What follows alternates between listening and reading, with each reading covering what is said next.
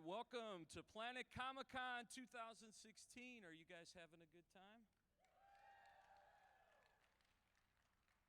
All right, well, we're glad you're here. We really appreciate that you're coming and watching, our panels. We're going to have some great panels in this room.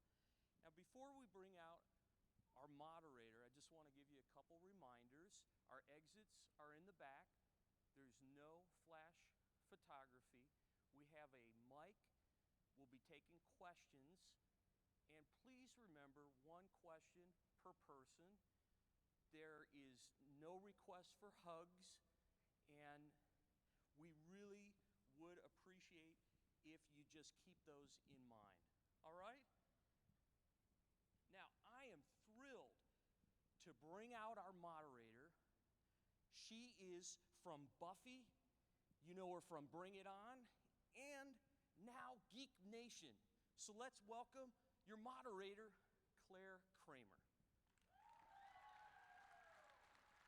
Hi, guys. First of all, I think there's no better way to kick off the main stage with a small and intimate crowd. Don't you guys agree? Yeah? That means you guys are all going to get a chance to ask your questions, which I think is fantastic. Planet Comicon is one of my favorite events. I'm thrilled to be here this year hosting the main stage. And I just got to say, we have the best guest to kick off the weekend. Does anybody like True Blood? Yeah? Anybody like American Horror Story?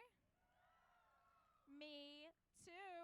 We have a clip that we'll roll right now, and then we'll bring them out. Go ahead. Whenever you're ready. Tech team.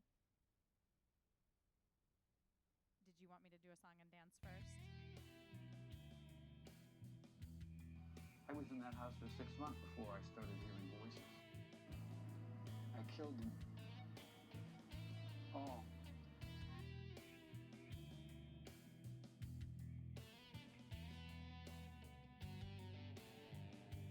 The voices started. They told me what to do. Please welcome to the main stage, Denis O'Hare!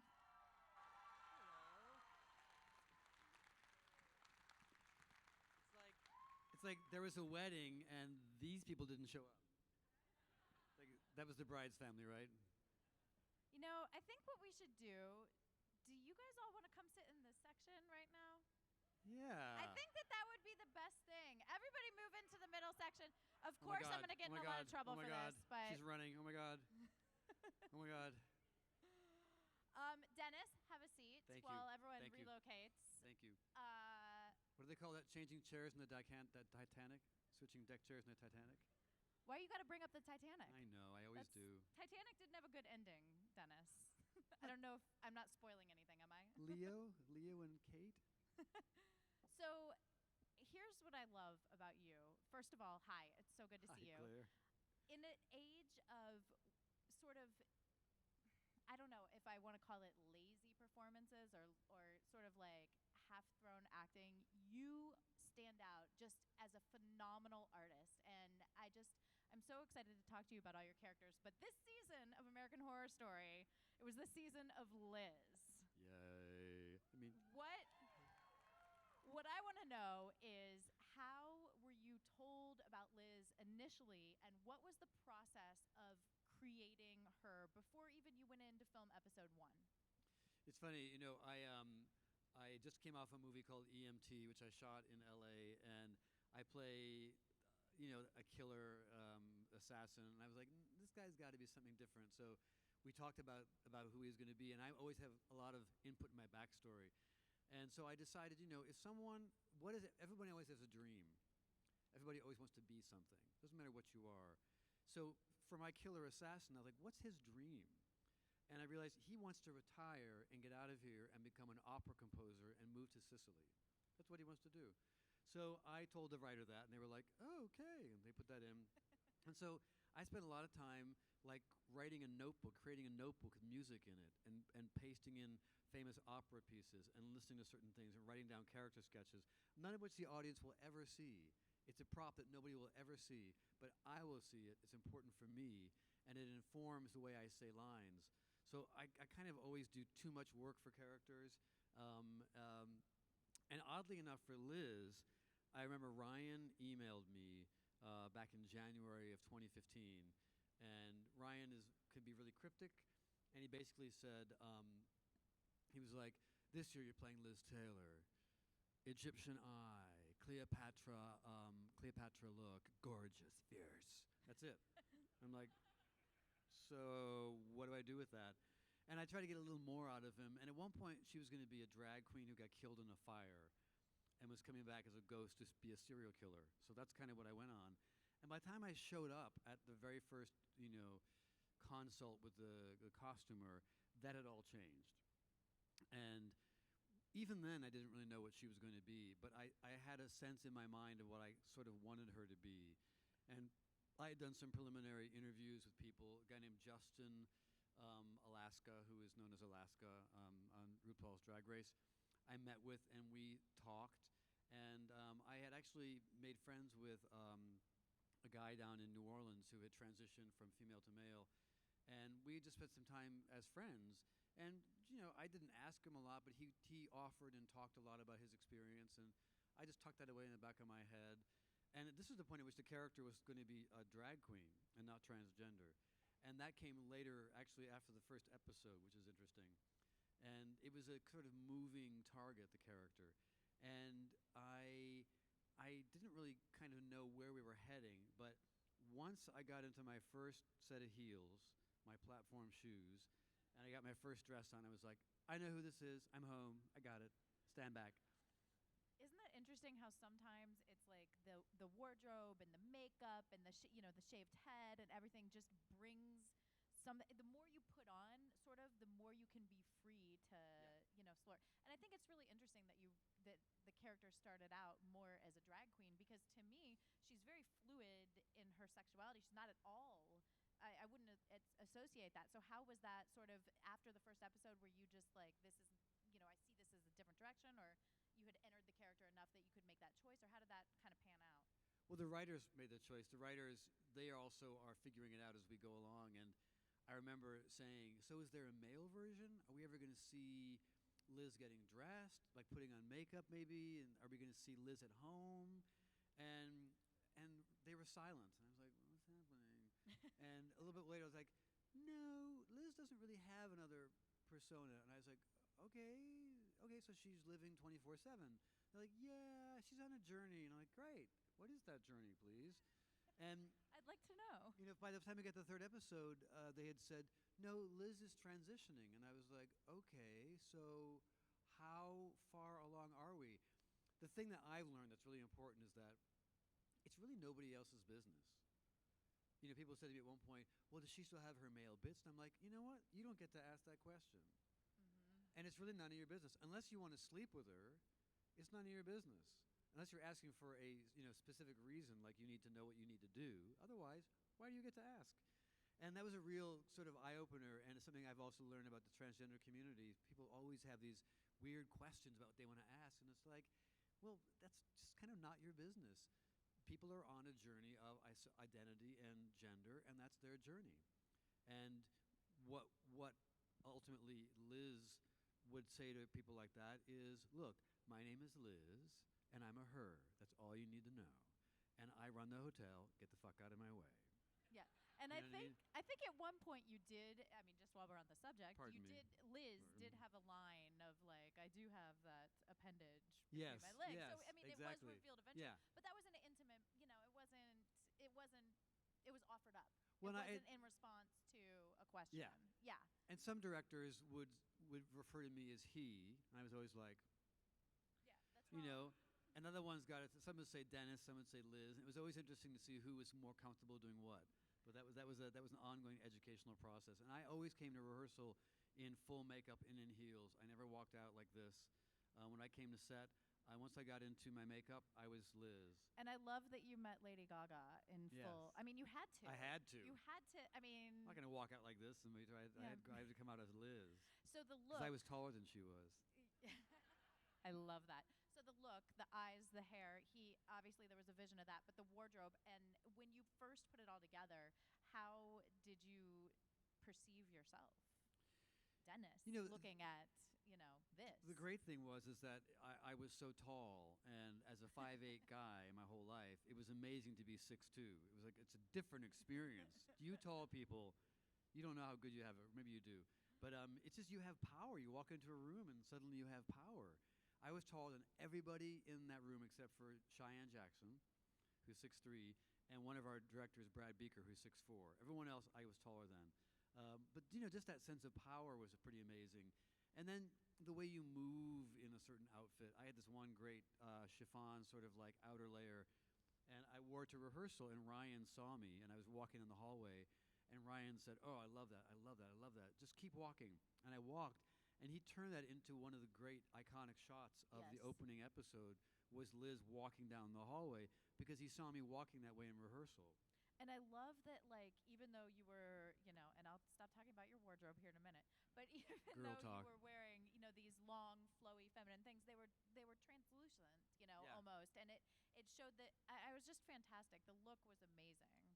It was a great look. Our costume designer, Lou Ahrich, is, she was doing costumes for me and for Lady Gaga and for Finn Whitrock. So she's covering everything, including Kathy Bates. I mean, she put Kathy Bates in the exact right frumpy, weird librarian thing. I mean, she got it just right. And then when she got, I don't know, a little hipper, she gave her just the right edge. It was just crazy. Well, and dressing Kathy Bates, it could go like down that misery road, or and she like so differentiated, from past looks. And Sarah Paulson, she created that look for Sarah. Yeah. That iconic, leopard skin coat, the certain sort of baby doll gone wrong.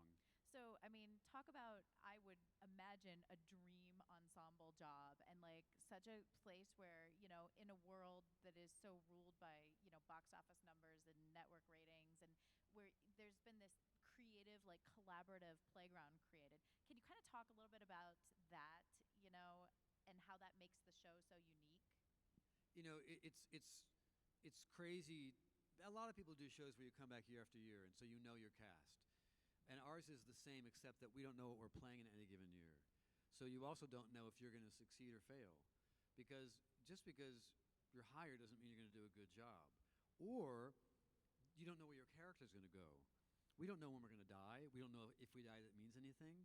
I remember season 1, Thaisa Farmiga didn't know she was dead for 2 episodes. She had no idea she was dead. I, as Larry in season 1, didn't know that I had not killed my family, because that's what I read in the pilot. I'm like, I killed my family. So I had all this guilt and angst. And then I get to episode 6, I'm like, wait a minute, I didn't kill them?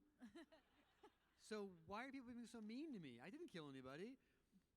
So it's a weird gig in that way. And we also don't know if the character you're going to get is going to fit, if anyone's going to like them. Nobody likes Stanley. I loved Stanley. But nobody else likes Stanley. Okay, so Larry. He was a rough character. I love Spaulding. A lot of people like Spaulding. A lot of people were freaked out by Spaulding. I didn't know that I was going to get a tongue, because Ryan told me when he gave me the job, he goes, "You're playing this character. His name is Spaulding. He's really weird. He doesn't know a tongue. He doesn't speak." And I was like, "I'm in." You're like, "Am I on Game of Thrones? What's happening here?" Yeah, no, it's exactly. A wrong show. Exactly. Hodor. Yeah. So Larry, Spaulding, Stanley, Liz. Yeah. Is there a favorite? It's hard. It's like if you have kids, you can't name a favorite kid. I mean, I know you can, that but you can't analogy, tell and them I that. do agree, but come on. But I always loved Spaulding, just because there was something in him that was so oddly sweet and innocent, even though he kind of wasn't. But then Liz came along, and I definitely fell in love with Liz, because Liz kind of had the gamut. She was confident. She was vulnerable. She knew exactly who she was. She was on a journey of discovery. She was brutal, and she could be your best friend. Everything. I just thought it was an amazing character that way. So I guess I kind of have to go with Liz. If I had to choose between Russell and Liz, I'd have a harder time. Ooh, I was just going to say, let's talk about Russell. Russell was one of my first sort of great characters I could actually dig into and play. The writers loved writing for Russell, it seems. They loved writing for him. Is that true? Yeah. Yeah? Well, and they kind of killed him off in season 3 because he was pretty dominant, and they had to go, okay, you have to shut up now, because... Well, I mean, you're a 3,000-year-old, vampire. You're like the oldest, the strongest. So, of course, you were dominant. I'll tell you a funny Chris Maloney story. So Chris Maloney played the authority figure in season 5. Roman, I think his name was. And at one point, we had gotten to a battle, and I had to kill him. And so we were struggling a little bit, and he was like, "Dude, I think you're on top of me. Maybe you can't get me, and maybe it's hard." And I said, "No, it's not hard. No, it's easy." He said, "No, I think we should struggle." I said, "No, I would be able to kill you like that. So if you want, I can pretend to struggle. Should I pretend to struggle?" And so in the shot, I'm kind of like, I was like, no, this is my game. No. When did you find out you were going to actually kill Chris? Because that was like such a, Well, it was also under wraps. We don't get the scripts that far in advance. And I'm not sure. I think he knew he was going to die. I think he only wanted to do a certain amount of episodes. But I think I knew I was going to kill him when I read the script. And I was like, oh, yay. This is happening. I mean, the thing about these TV shows, you have to be very careful because if you are not a good team player and if you don't perform well and if you don't show up and do your work, they will kill you. They will get rid of you, contract or no contract, and you will not be a ghost and you will not come back. They will just get rid of you. Yeah, television deaths are brutal these days. I mean, American Horror Story, it doesn't mean anything if you die. Obviously, you linger, you're in flashback, you're a ghost, but other shows, if you die, you're gone. Yeah. You're outie. Yeah, and that usually, and not always. Some of the people who die, it's just a good storyline. I had a thing called The Comedians for FX with Josh Gad and Billy Crystal, and I played the head of the network, and they love me. I love them. It was a great character. They're like, "Oh my God, we're going to bring you back. We love you." And then I got a script, and I died at the end of it. I was like, "Oh my God, they hate me. They hate me." And they called me up, and they're like, "No, we love your character, but it's such a good story that if you die." And I read it, and I went, "Yeah, it really is a great twist. I get it. Yeah. I definitely get it." Yeah. That's awesome. Well, do you guys have any questions for Denis? If you do, there is a mic over here. We'd love to have you guys line up, and we'll get through as many as we can. And while people are lining up, Claire and I met in Australia. We did. My first Comic-Con ever was in Brisbane and Sydney. Melbourne, right? That's right. Brisbane and Melbourne. And we hung out for like 2 weeks. We had the best time.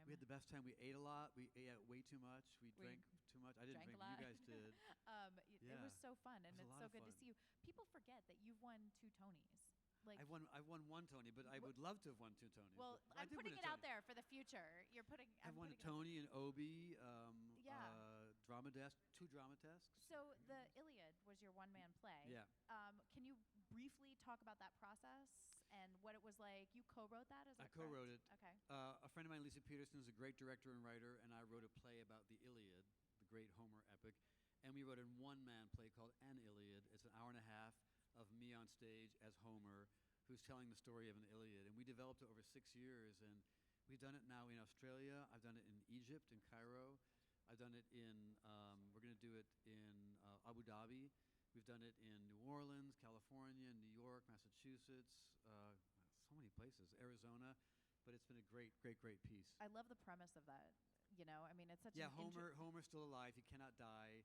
And he's doomed to tell the story of the Trojan War until war becomes unnecessary. It sounds like a Godot play. So. Yeah, it feels like Beckett. Yeah. Totally. Okay, let's start off over here. You ready? Yes. Hello. I was wondering if you have a favorite season of American Horror Story. Do I have a favorite season of American Horror Story? Wouldn't it be funny if I said Asylum? People are like, wait a minute. He wasn't in that, huh? I missed you that season. It's a toss-up for me between Coven and Hotel. Coven, not everybody loves because it was the more comic season, but it was a really fun season for me to play, and I just loved Hotel. I thought Hotel was a great feeling, and I loved the character. So I probably come down on saying Hotel eventually. Yeah. Okay. Thank you. How about you? Yeah. Hi. Do you have a favorite season? Hotel and Coven are also my favorite. Ding, ding, ding, ding, ding. Yeah. We worked this out beforehand. Sorry. Winner. Complete shill. Thank you. I'll pay you. Hi, Denis. I was wondering what started your acting career? What started my acting career? Well, I started acting when I was 8. I played a pig, and I had to wear pink tights and a Campbell's soup nose. I remember that. And the soup can nose. Soup can nose. I've read about that. That just it's sounds awful. Awful. My mother didn't wash it out. I don't know what she was thinking. It was beef barley. It really was.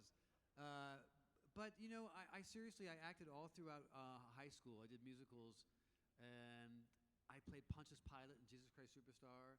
I played Sancho Panza in Man of La Mancha. I played the Jester and the Minstrel in Once Upon a Mattress. And I played Nicely in Guys and Dolls. And then I went to college, and I was going to continue that trajectory of being sort of a musical comedy star, but I always had this insecurity about being a quote-unquote straight actor. And so I kind of didn't do any more musicals ever again until I got to Broadway. I did Cabaret in 1998 originally, and I did Assassins and then Into the Woods and Sweet Charity. But I mostly do non-musicals. But anyway, so The Pig started me off. It launched my career. You know? We're thankful for that Campbell soup can. I too. Well, And you my learn- best friend, by the way, was in it, and he had more lines than I did, and I was furious. He's a musician, he's a bassoonist, and he's a terrible, terrible actor.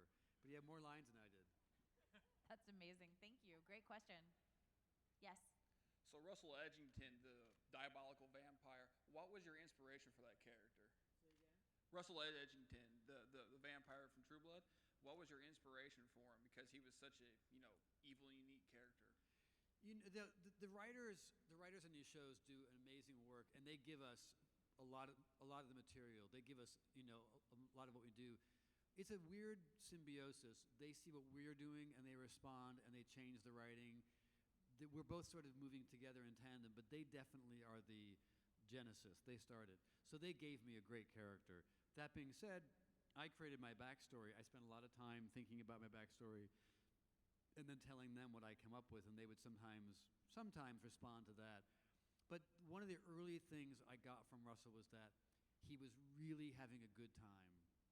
He was really glad to be alive. He was having a hell of a time.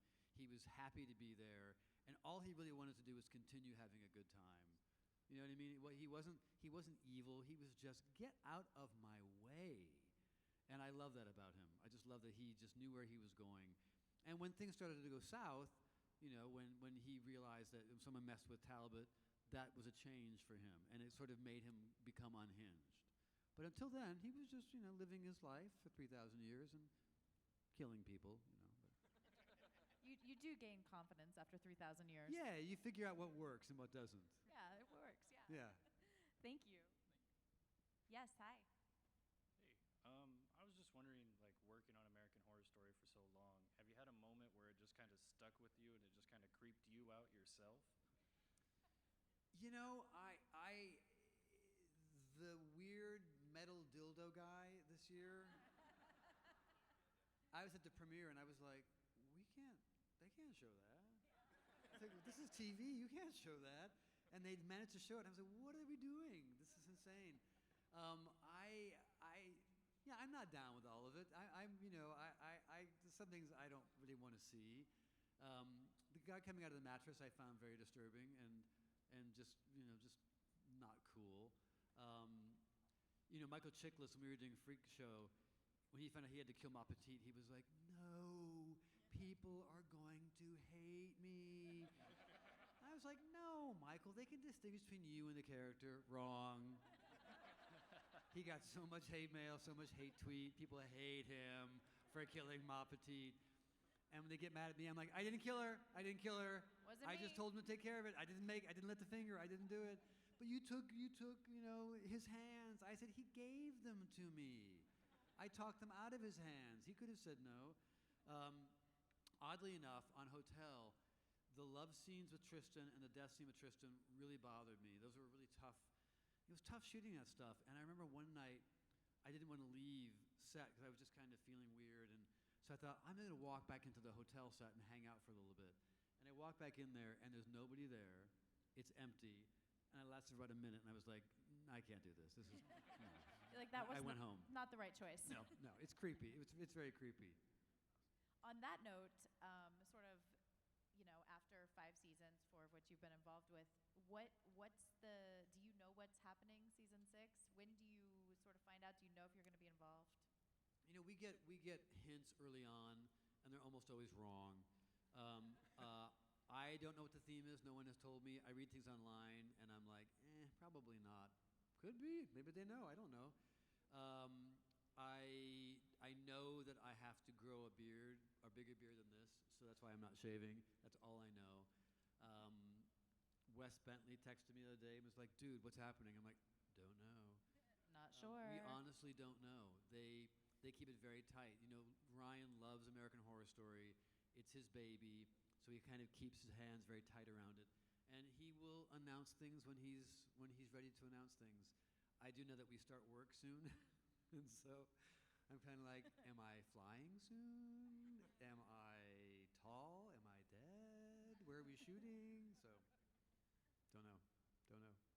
That's interesting when you say about reading things online, because obviously today a huge part of, being an actor is having social media, and it's used in many different ways. One of the ways is people love to comment on performances and, Yeah. shows. How do you temper, what do you read about your own performances or how the reaction of the show is going, or do you just kind of stay away from everything? It's funny. I respond on Twitter a lot because I like that interaction and I like talking to people, and so I will respond to people on Twitter. If someone is obviously not a kind person and means me harm, I'm not going to respond. And even if I read it, I'm going to go, whatever. I'm not going to get into a fight. It doesn't do me any good. I don't care about that. If someone says something, I'm like, well, that's your opinion. I hated this show. Great. Don't Then watch. why are you following me on Twitter? Yeah, why are you following me on Twitter? I thought your character sucks. Great. Take me off your feed. But I'm not going to block anybody. I won't take them off. I did get into a fight with one person once. We've gotten into this whole thing about gay people, and I was like, I'm just too old for this. I just can't deal with it. I don't need your permission to exist. I don't need your permission or your toleration. Don't tolerate me. You don't need to. I don't need your tolerance. I will continue to live my life very successfully with my married husband and my legal right to be married to him, and my child is adopted and my legal right to have my child. I don't need you. But it got offensive, and my fans drummed her off of Twitter. I didn't do it. My fans drummed her off, and I was like, yes. Good for them. But I don't know what her point was. It was really kind of crazy. But it's just not worth it. Not worth. Do you? I mean, you don't. I am exactly the same way. I interact. I enjoy. I especially like Twitter and Instagram because it's short. Yep, exactly. I don't feel like I have to write a novel, 140 characters. I can handle that. But I'm the same way. I'm not championing any. I just keep it very casual. Yeah. Yep, I'm with you. Thank you for your question. Yeah, Next. so first off, yes, Coven was my favorite season. So in keeping with that, there's always one on the set. Who was the biggest joker of the crew of the cast, you mean, or the crew? Of the cast, yeah. Of the cast. Paulson. Oh my God, hands down. She's hilarious. No, Paulson, definitely. Paulson's funny. Evan is funny. Evan is very, very, very funny. He's kind of a riot. Kathy Bates can be actually pretty crazy and fun. It's a really good group. We really have a good time. I'm trying to think of somebody else. No, it's Paulson. Yeah, totally. That's a great question. Thank you. If she were here, she'd be like, of course. Of course it is. Hi. Hi. So I know you said that you communicated with the transgender community for your Liz portrayal. But did you also keep in mind the women you work with on set, like Jessica Lange and Lady Gaga? They're like the most empowering women on that show. So did you kind of keep them in mind for your character? absolutely. And we also traded tips. No, the thing I love about American Horror Story and always have is, especially in a season like Coven, Coven was about, the show's always about something else. Murder House is about family, building a family. Asylum, I wasn't in it, I didn't watch it. No, I'm kidding. I loved Asylum, but I don't have a log line for that. Coven was about aging, especially women aging. What do you do in a culture that defines you by your looks as you age? How do you handle that? So we have Jessica Lange's character dealing with mortality and being a beautiful woman and how she handled that. I think it's an amazing theme for this day and age and for TV. And look who was in that. Jessica Lange, over 50. Kathy Bates, over 50. Franny Conroy, over 50. Patti LuPone, over 50. What an amazing playground. Angela Bassett, maybe over 30, I don't know. But what an amazing playground for those women. And it continues, with Hotel. we give leading, very, very strong voices to women who are actually, over 50, and I think it's an incredible thing. So as playing Liz and playing a woman, I definitely look to those women as role models and look to them for advice and inspiration. Absolutely. Thank you. So All right. we know the Campbell Soup story from your first performance when you were 7 or 8. But when did you actually fall in love with acting and realize, yes, this is something I want to make a go at for my career? I was raised in Michigan, and I did musicals at a local community center. Literally rode my bike over there, auditioned, got in, and we did Showboat, and then we did Carousel, and I was 14, I think, and I think it was two things. One was I'm a very gullible person, and I believe very strongly in whatever anybody tells me. You can always rip me off because I'll believe anything you say, and I believe in the worlds that I create, and I get very invested in the worlds that I create. And so an emotional reaction to being in the world of Showboat when I was 14, but also the family that gets created in theater. You make very intense families. And if you've ever done a high school musical or a high school show, you get really tight really quickly. It's really, really, really intense. And I love that experience. And I thought, well, this is fun. I want to do this my whole life. And I do. I mean, I did The Good Wife for 7 seasons. I was on 9 episodes. That's a family. I would go back and meet the same people. True Blood is a family. American Horror Story is definitely a family. You just sort of fall in love with that comfort, I think it is.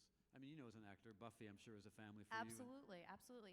Do you have a preference? I mean, the family you create on television the longevity is what is so amazing. Yeah. You go years and years, and you look at these shows, and it's phenomenal how you can bond and spend that much time together. Film is obviously very different. You go in, you shoot, a few months, several months. Do you have a preference in working in either genre? And my second question is, does the way you prepare for a character differ for television, not necessarily American Horror Story, but like True Blood, for example, versus a film where you know the whole arc going in? It's funny, I just did this movie, and you have the whole script, and so you can prepare the whole character, but this movie we shot entirely backwards. It was so maddening. Never shot anything in sequence. I shot my last night, I shot my very first scene.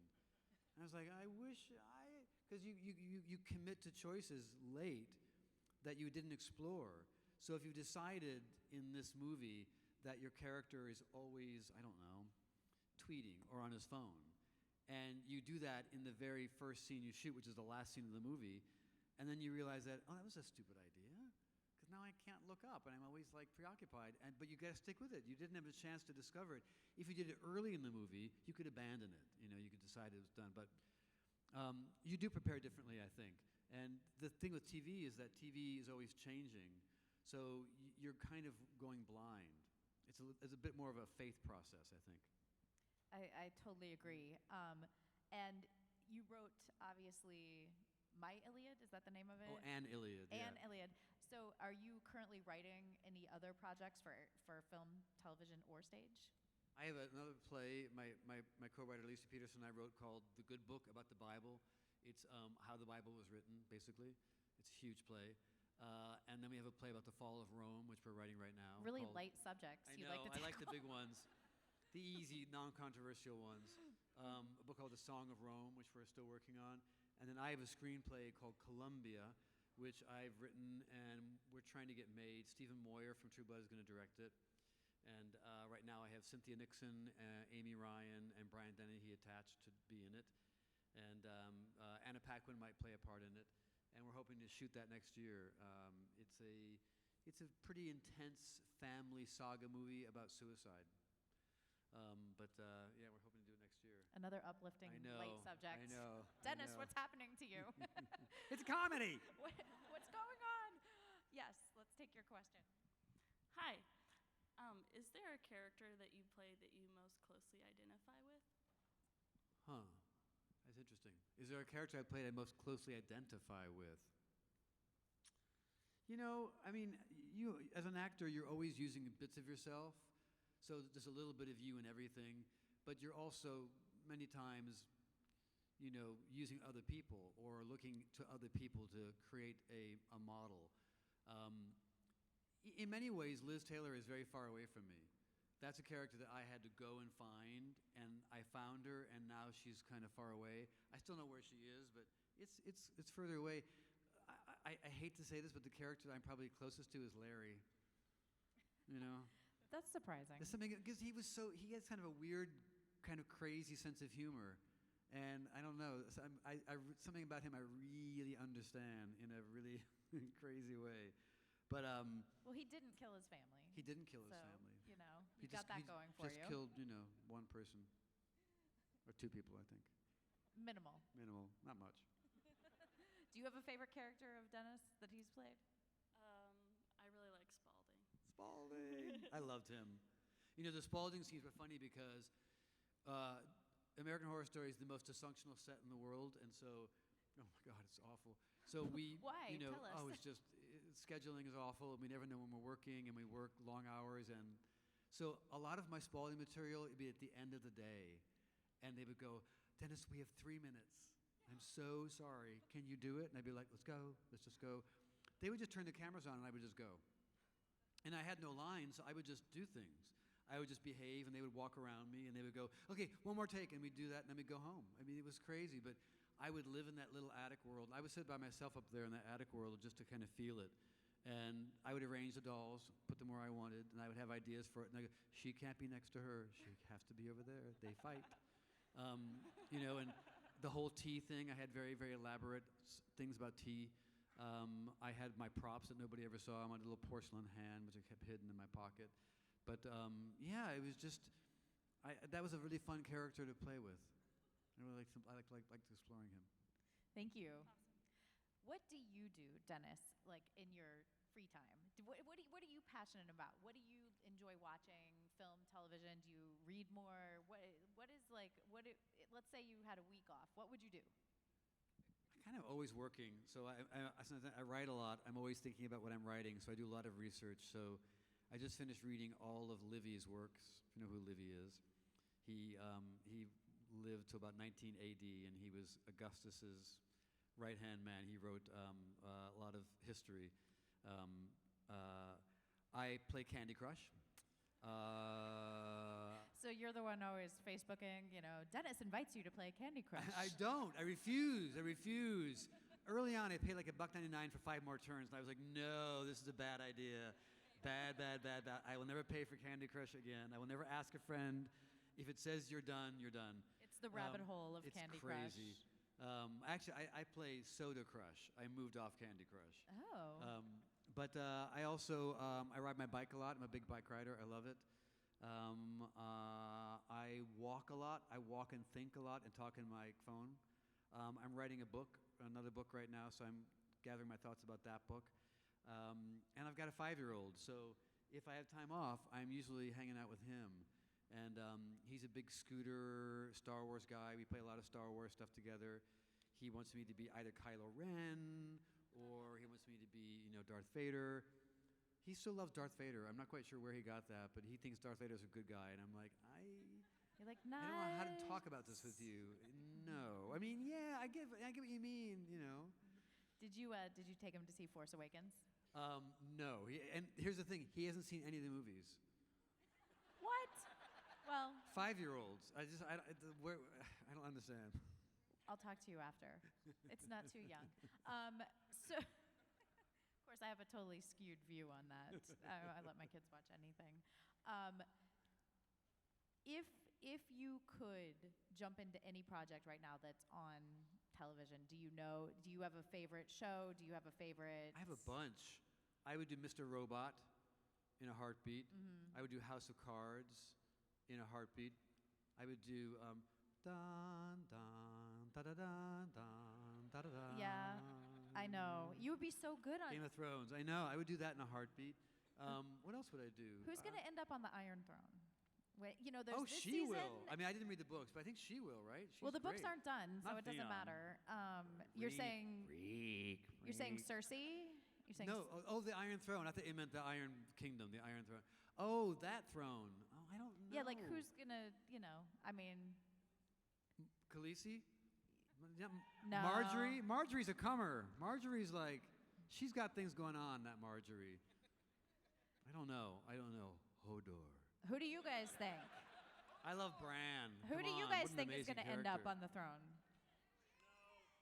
Tyrion. Tyrion, I'm like a huge Tyrion fan, so I would be so pleased with that, but I don't know. He had his shot. So I have a question for you. Why didn't Mother of Dragons pull the fire a bit earlier when she got into trouble? It's like, why did she wait and pull that out? Like, you could have done that any time? The fire thing? Sorry. Spoiler alert. Yeah. Sorry. Everybody's over it. Obviously, everyone here's caught up on Thrones, so. No, but I would do that. I'd do one of those shows. I mean, I love those shows. I think they're fantastic. Yeah. I watched House of Cards. I watched The Americans. I watched London Spy on BBC America was unbelievable. I watched Happy Valley. I watched a lot of weird shows. I tell you, television's where it's at right now. It's crazy. Like so creative, and it's kind of taken over where indie film used to be. I agree. In a weird sort of way. I agree. What is your advice to people who would like to pursue a profession in the arts? Writer, director, actor, you know, it's a question I'm sure that you get asked a lot. So is there something you would say to young aspiring artists and actors? We're losing them. I always say to people, there's no right path. There's no one way to do it. And unfortunately, the way somebody else did it may not be the way you're going to do it. And so it's kind of hard. Which means to me, you have to follow the thing that excites you, makes you happy, that makes you passionate, and don't wait for anybody. My God, don't wait. Don't wait for someone to give you a job. Don't wait for someone to give you a project. Don't wait for someone to give you permission. Don't wait. Just do it. Make your thing, do your thing, write your thing, film your thing, put it on YouTube. I mean, how many YouTube stars have been made overnight? Because, not overnight, but they just do it. They don't wait. They do it. They're doing it for possibly, private reasons because they're compelled to do it, and suddenly someone else likes it, and next thing you know, they have a following, and it gets parlayed into a business. But I had a kid years ago ask me, he wanted to be an actor. He said, well, what should I do? And I said, well, okay, what do you really want? Do you want to be famous? Do you want to be rich? What do you really want? Because you have to know what you really want. If all you want to do is to act, then you will do that. If you want to be wealthy, you'll probably do that too. If all you want to do is be famous, you'll probably be that too. But be honest about what you want to be. There's nothing wrong with any of those things, but just be honest about it. Because people get tripped up with what I really want. I just want to be an actor. I want to do good work, but what I really want to do is to be famous. Well, then be famous. Don't worry about doing good work. You don't have to be an actor then. Yeah, exactly. You can be anything. But and there's no shame in any of it. But it is important to understand what's making you operate.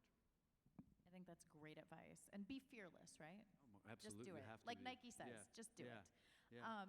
Thank you so much. You guys, thank you for coming. Kicking off the main stage. Dennis, I love you. Thank you so much. You've been amazing. And you guys can catch up with Dennis all weekend downstairs, right?